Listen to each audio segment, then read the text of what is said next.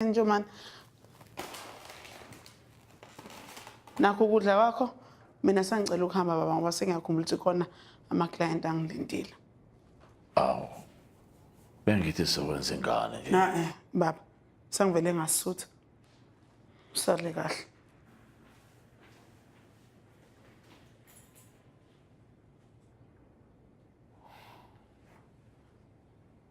Yazi bengicabangani ukuthi ngicheck ukuthi liphi celebrity ne birthday soon bese ngifuna imanager yalo and then organize ukuthi bazo celebrate la.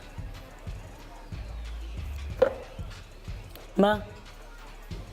Hey, ngikhathazwa yini manje?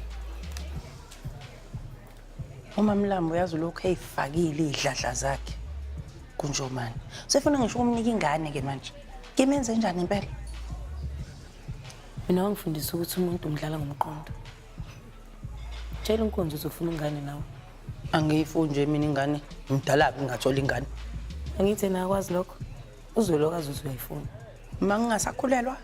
Well, okokuqala ingane uyithola isikhathi kaNkulunkulu. Okwesibili usukhulile ngenze usizosithatha isikhathi. Yena kuzomela linda.